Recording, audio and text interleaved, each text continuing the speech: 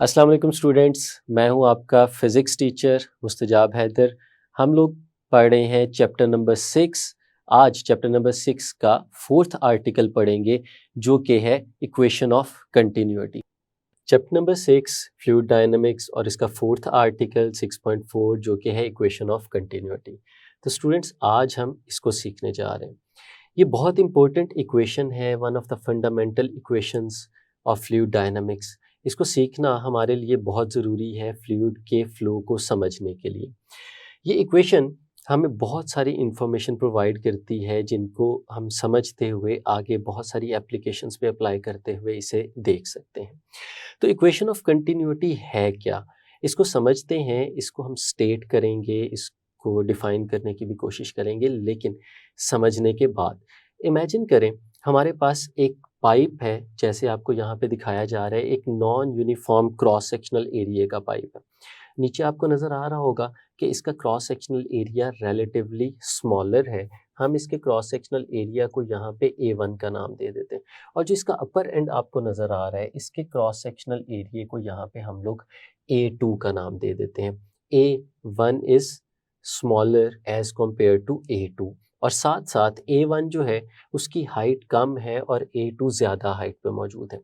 अब होता क्या है कि इसमें फ्लूइड एंटर होता है एक एंड से और दूसरे एंड से फ्लूइड बाहर निकल जाता है और इस पूरे प्रोसेस के दौरान हमारे फ्लूइड का जो फ्लो है वो स्ट्रीमलाइन रहता है।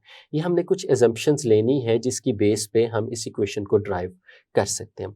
लेट्स सपोज इमेजिन करते हैं, हम एक छोटा सा एरिया ले लेते हैं इस पाइप के अंदर, यहाँ से लेके यहाँ तक।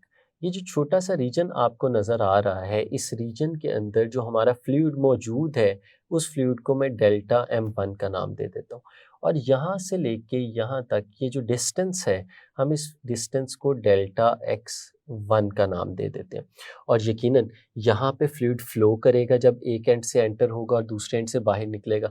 तो इस जगह पे जो फ्लूइड हमारा फ्लो कर रहा है उसकी जो स्पीड है उसे हम लोग रिप्रेजेंट कर देते हैं V1 के साथ, जो कि इस डायरेक्शन में मूव करता हुआ जा रहा है। अगर हम इसके अपर एंड की बात करें तो उस अपर एंड पे भी हम एक रीजन कंसीडर कर लेते हैं। लेट्स सपोज हम यहाँ से लेके यहाँ तक ये एक रीजन कंसीडर कर लेते हैं।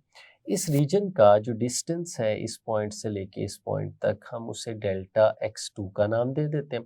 इसमें मौजूद जो फ्लूइड है उसे डेल्टा M2 का नाम दे देते हैं और फ्लूइड इसमें मूव करते हुए आगे की तरफ जा रहा है और आगे जाते हुए फ्लूइड की जो स्पीड है हम उसे V2 के साथ रिप्रेजेंट कर देते हैं। तो ये हमारे पास दो रीजन्स आ गए और मैंने आपको बताया जिस तरह से कि इसमें जब फ्लूइड फ्लो कर रहा होगा तो उसका फ्लो हम लोगों ने कंसीडर किया हुआ है कि वो एक स्ट्रीमलाइन फ्लो है। स्ट्रीम लाइंस की शक्ल में हमारा फ्लूइड इसमें फ्लो करते हुए आगे की तरफ जा रहा होगा। अब एक फॉर्मूला यहाँ पे आपको लिख के दिखाता हूँ कि हम लोगों ने पढ़ा हुआ है कि हमारी डेंसिटी, जिसको हम रो के साथ रिप्रेजेंट करते हैं, ये इक्वल होती है मैस डिवाइडेड बाय वॉल्यूम। किसी भी जगह पे अगर आपने डेंसिटी फाइंड आउट करनी हो तो हम इस फॉर्मूले से कर सकते हैं। इसको ऐसे भी लिख सकते हैं in the form of symbols M/V। यहाँ पे V जो हमें नज़र आ रहा है वॉल्यूम है और M जो है मैस है। इसी इक्वेशन से अगर हम लोग मैस कैलकुलेट करना चाहें तो हम लोग कह सकते हैं कि mass is equal to rho times volume. Volume divide हो रहा था, दूसरी तरफ जाके मल्टीप्लाई हो गया। यानी इस फॉर्मूले को यूज़ करते हुए हम लोग मैस कैलकुलेट कर सकते हैं। लेट्स सपोज हम अपने इस पाइप को दो हिस्सों में जो हमने डिवाइड किया है, उन दोनों हिस्सों में अलग अलग मौजूद मैस ऑफ फ्लूइड को कैलकुलेट करते हैं। पहले हम बात करते हैं अपने लोअर एंड की। अगर लोअर एंड को कंसीडर करें, यहाँ पे हम लोग लोअर एंड ऑफ पाइप, तो इस लोअर एंड पे जो हम लोगों ने मैस लिया हुआ है उस मैस को हम लोगों ने रिप्रेजेंट किया हुआ है डेल्टा M1 के साथ। तो हम कुछ इस तरह से लिख सकते हैं कि डेल्टा M1 किसके बराबर होगा। अभी हम लोगों ने देखा कि मैस किसके बराबर होता है, रो टाइम्स वॉल्यूम। रो डेंसिटी है और साथ में हमारे पास क्या लिखा हुआ है, वॉल्यूम लिखा हुआ है। तो मैं कुछ इस तरह से इसको लिख सकता हूँ कि हमारा मैस किसके बराबर आएगा, रो और मल्टीप्लाइड बाय वॉल्यूम। कुछ इस तरह से आ जाएगा।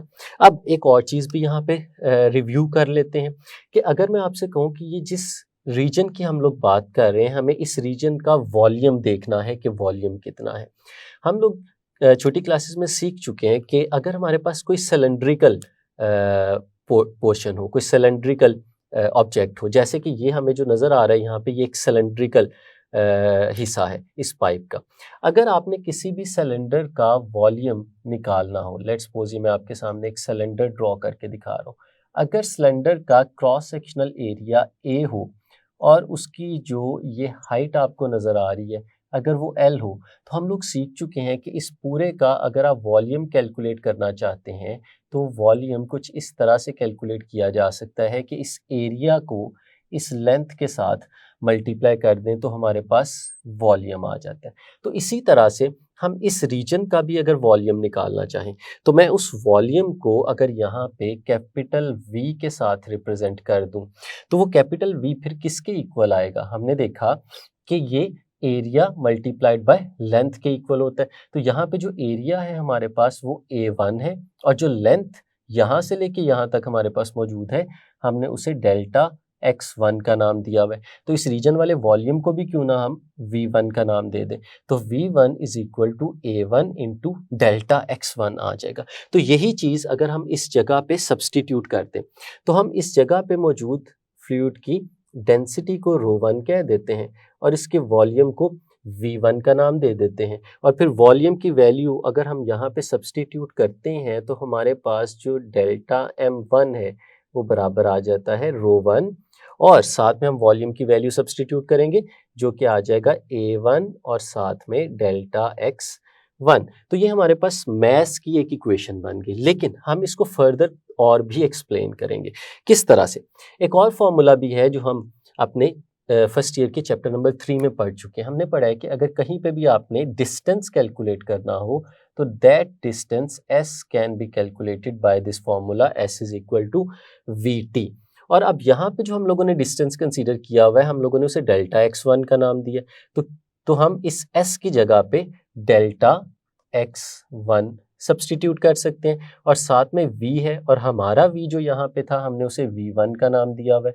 और लेट्स सपोज जो हमारे फ्लूइड को टाइम लगा इस पॉइंट से इस पॉइंट तक आने में, हम उस पॉइंट को डेल्टा टी कह देते हैं, उस टाइम को डेल्टा टी कह देते हैं। तो अगर हम टी की जगह इसकी वैल्यू भी सब्सटीट्यूट करें तो हमारे पास डेल्टा x1 बराबर आ जाता है v1 into delta T.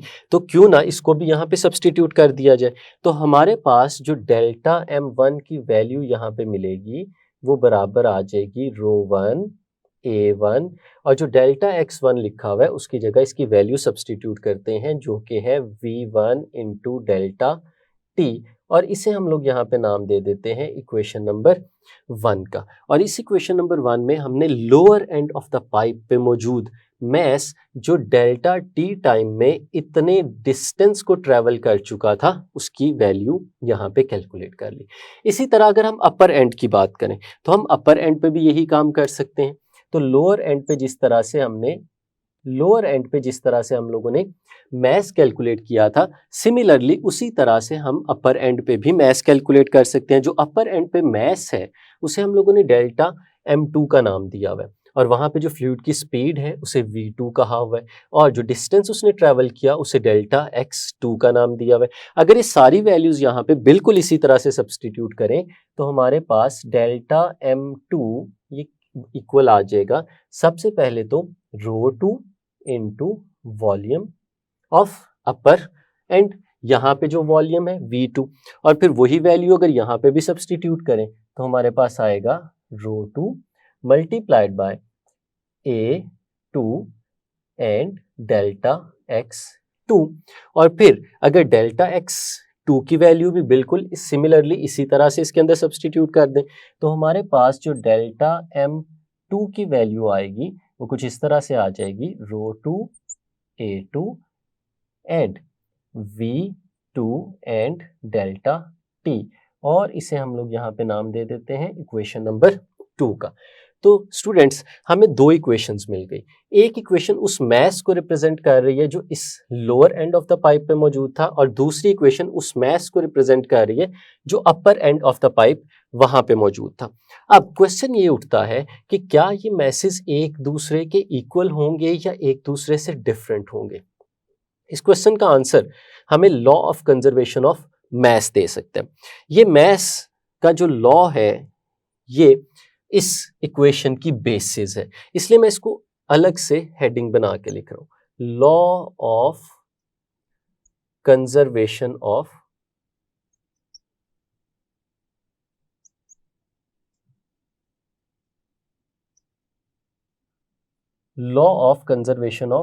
Mess.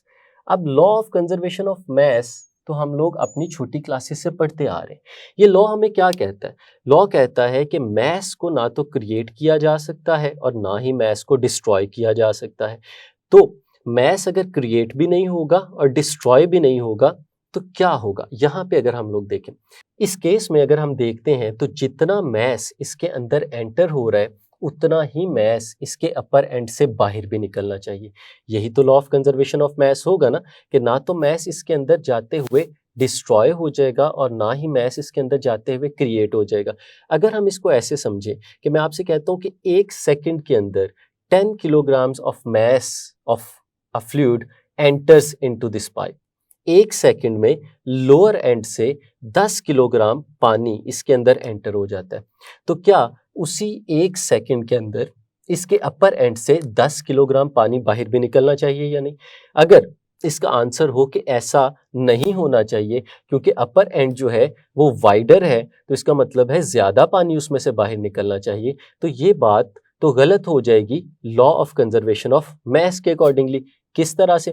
कि अगर 1 सेकंड में यहाँ पे 10 किलोग्राम मैस एंटर हो रहा है और वहां से 12 किलोग्राम मैस बाहर निकल रहा है, तो वो जो 2 किलोग्राम का डिफरेंस आ रहा है वो तो मैस इसके अंदर कहीं पे क्रिएट हो जाना चाहिए। अदरवाइज तो क्योंकि ये पूरे का पूरा जो पाइप है ये फ्लूइड से भरा हुआ है, तो इसका मतलब है कि फ्लूइड जितना यहाँ से एंटर होगा उतना ही एग्जैक्ट अमाउंट में दूसरे एंड से बाहर भी निकलना चाहिए। तो ये है हमारा law of conservation of mess.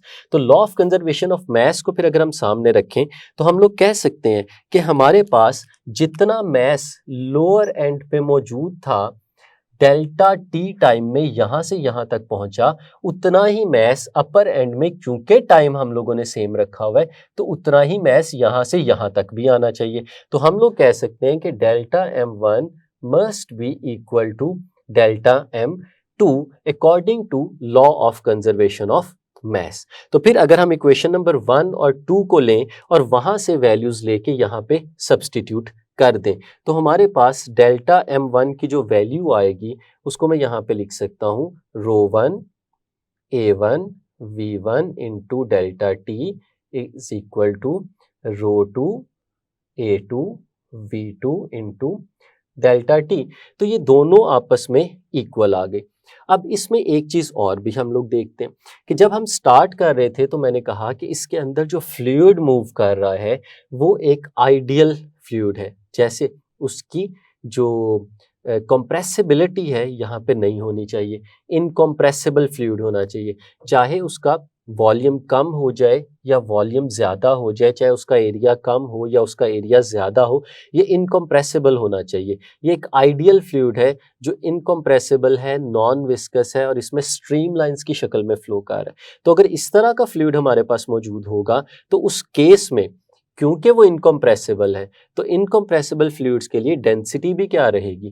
Constant रहेगी, सेम रहेगी, क्योंकि डेंसिटी किसके बराबर होती है? Mass over volume. जब आप उसे कंप्रेस नहीं कर रहे तो वॉल्यूम चेंज नहीं हो रहा पर यूनिट मैस, तो इसका मतलब है डेंसिटी क्या रहेगी? कांस्टेंट रहेगी। तो हम लोग कह सकते हैं कि हमारा जो ρ1 है दैट इज इक्वल टू ρ2, और फिर हमें ρ1 और ρ2 लिखने की तो जरूरत नहीं है, हम खाली उसे रो लिख सकते हैं। तो फिर हमारी इक्वेशन जो है वो थोड़ी सी बदल जाएगी।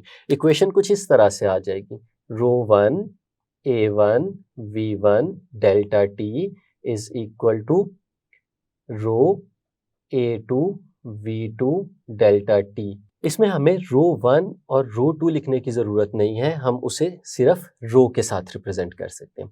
तो अब इस इक्वेशन में देखें तो हमारे पास दोनों साइड्स पे एक तो रो है जिसको हम लोग कैंसिल आउट कर सकते हैं और दूसरा डेल्टा टी है जिसको दोनों साइड से हम लोग कैंसिल आउट कर सकते हैं। तो बाकी जो हमारे पास बचता है वो आ जाता है लेफ्ट साइड पे a1 v1 और राइट साइड पे हमारे पास आ जाता है a2 और v2। अब ये बहुत इंपॉर्टेंट रिजल्ट यहाँ पे हमारे पास आया। देखें ये हमें रिजल्ट क्या बता रहा है कि the product of cross sectional area A and the speed of the fluid at that point is equal to the product of area at the upper end and the speed of the fluid at upper end. ये दोनों आपस में क्या आ रहे हैं, equal आ रहे हैं। तो हम इसको जनरल करके कुछ इस तरह से भी तो लिख सकते हैं कि A into V is equal to constant, यानी हम लोग प्रोडक्ट ले रहे हैं दो चीजों की, क्रॉस सेक्शनल एरिया A और वहां पे फ्लो करते हुए फ्लूइड की स्पीड V। तो इन दोनों की प्रोडक्ट हमारे पास क्या आ रही है, इन दोनों की प्रोडक्ट हमारे पास कांस्टेंट आ रही है। तो यही हमारे पास इक्वेशन ऑफ कंटिन्यूटी है। तो अगर हम इसकी स्टेटमेंट देखें तो वो स्टेटमेंट कुछ इस तरह से है, the product of cross sectional area A and speed of the fluid at that point is always constant. तो इसको मैं आपको लिख के भी दिखा देता हूं कि इक्वेशन ऑफ कंटिन्यूटी की जो स्टेटमेंट है, the product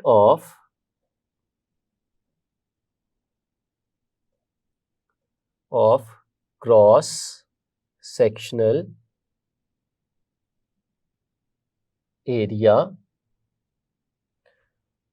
of a pipe and the speed of the fluid at that point is constant। तो ये है हमारे पास स्टेटमेंट इक्वेशन ऑफ कंटिन्यूटी की, कि किसी भी पाइप के किसी भी रीजन को अगर ले लिया जाए तो उस रीजन पे अगर आप एरिया और उस जगह पे फ्लूइड की स्पीड को आपस में मल्टीप्लाई करेंगे तो उनका आंसर हमेशा कांस्टेंट आएगा। अब इस चीज को अगर हम थोड़ा सा और फर्दर इलेबोरेट करें तो इससे कुछ रिजल्ट्स डिड्यूस कर सकते हैं। पहली चीज तो ये है कि ये कांस्टेंट किसके इक्वल होना चाहिए, क्योंकि हर कांस्टेंट की कोई ना कोई वैल्यू हो सकती है। तो इस केस में हमारा जो ये कांस्टेंट है ये इक्वल होता है volume flow per unit time. The constant AV is equal to volume flow per unit time. और हम इसको ऐसे भी कह सकते हैं कि AV is equal to flow rate. Flow rate, इनकी प्रोडक्ट जो है वो फ्लो रेट के इक्वल होती है। और फिर एक और चीज भी कर सकते हैं, अगर हम इसको इस तरह से लिखें, चूंकि हमारे पास जो AV है वो कांस्टेंट है, तो AV कांस्टेंट होने का मतलब है कि हम लोग कुछ इस तरह से भी लिख सकते हैं कि V is equal to constant divided by area. और फिर अगर इक्वल और कांस्टेंट का साइन हम लोग खत्म करेंगे तो V is proportional to 1/A आ जाता है।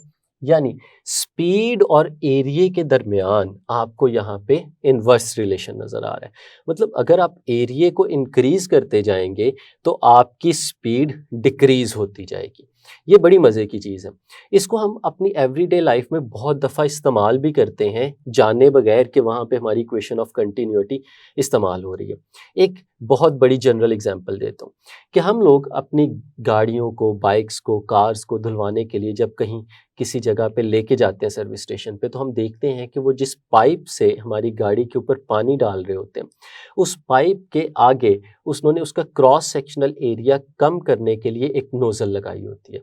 उस नोजल का बेसिक पर्पस क्या होता है कि उसने पाइप का क्रॉस सेक्शनल एरिया कम कर देना है, और जब क्रॉस सेक्शनल एरिया कम होगा तो स्पीड खुद ब खुद इंक्रीज हो जाएगी। तो अगर हम चाहते हैं कि हमारे पाइप से ज़्यादा स्पीड के साथ पानी निकले, ज़्यादा स्पीड के साथ पानी बाहर आए, तो फिर हमें उसके क्रॉस सेक्शनल एरिया को कम करना होता है। और यही चीज़ हम लोग खुद भी करते हैं कि अगर हम किसी पानी के पाइप को यूज़ कर रहे हो और किसी जगह पे वाटरिंग कर रहे हो, तो हम देखते हैं कि अगर हमने पानी को ज़्यादा दूर तक फेंकना हो तो पानी के पाइप की ओपनिंग को हम अपने थंब या किसी फिंगर के साथ क्लोज कर देते हैं। तो उसको क्लोज करने का मकसद क्या होता है कि क्रॉस सेक्शनल एरिया कम हो जाए, और वो क्रॉस सेक्शनल एरिया कम होता है, पानी ज़्यादा स्पीड के साथ बाहर निकलता है और ज़्यादा दूर जाके गिरता है। तो ये इक्वेशन ऑफ कंटिन्यूटी हमें बताती है कि स्पीड और एरिया के दरमियान हमारा इन्वर्स रिलेशन होता है। अब एक आपकी बुक में इंफॉर्मेशन भी दी हुई है, आप अगर फिगर को देखते हैं तो उसमें बताया गया है कि जब हमारे एक टैप में से पानी नीचे की तरफ गिर रहा होता है, तो गिरते हुए पानी में अगर हम लोग देखें तो ऊपर पानी की स्ट्रीम थिक होती है, जैसे जैसे पानी नीचे आता जाता है पानी की स्ट्रीम थिन होती जाती है। अब इसकी वजह क्या है, ऐसा क्यों हो रहा है? पहली चीज़ तो देखिए, जब टैप में से पानी निकलेगा तो उस पे ग्रेविटेशनल फोर्स एक्ट करेगी, वो नीचे की तरफ गिरेगा। और हमें पता है कि ग्रेविटेशनल फोर्स किसी भी ऑब्जेक्ट को एक्सेलरेट करवाती है, और आपका पानी भी क्या कर रहा है, एक्सेलरेट कर रहा है। और एक्सेलरेट करने का मतलब होता है कि इसकी स्पीड इंक्रीज कर रही है। तो जब पानी टैप में से बाहर निकला था तो स्टार्टिंग पे उसकी स्पीड कम थी, लेकिन जैसे जैसे वो नीचे पहुंचता गया वैसे वैसे उसकी स्पीड बढ़ती गई। अब अगर स्पीड बढ़ रही होगी तो हम लोगों ने देखा कि जिस तरह एरिया और स्पीड के दरमियान इन्वर्स रिलेशन है, एरिया बढ़ता है तो स्पीड कम हो जाती है, और इसी तरह अगर स्पीड बढ़ जाए तो एरिया को भी क्या हो जाना चाहिए, कम हो जाना चाहिए। तो जो पानी की स्ट्रीम का एरिया आपको नजर आ रहा है, जैसे जैसे वो नीचे की तरफ आता जाता है वैसे वैसे चूंकि पानी की स्पीड बढ़ती जा रही है और उसका क्रॉस सेक्शनल एरिया कम होता जाता है, इसी वजह से आपको वो जो स्ट्रीम है ऊपर थिक नजर आती है और नीचे पहुंचते पहुंचते वो थिन होती जाती है। तो ये तो थी हमारी इक्वेशन ऑफ कंटिन्यूटी। उम्मीद है आपको अच्छे से समझ आ गई होगी। This is one of the fundamental equations of fluid dynamics, और हमारे नेक्स्ट लेक्चर्स जो हैं वो इसी के साथ रिलेटेड हैं। तो उम्मीद है आपको बहुत अच्छे से समझ आ गई होगी। तो स्टूडेंट्स, ये थी हमारी इक्वेशन ऑफ कंटिन्यूटी। उम्मीद है आपको इसकी डेरिवेशन समझ में आई होगी और आपने इसके कॉन्सेप्ट को अच्छी तरह से अंडरस्टैंड कर लिया होगा। नेक्स्ट लेक्चर तक के लिए इजाज़त दीजिए। अल्लाह हाफिज़।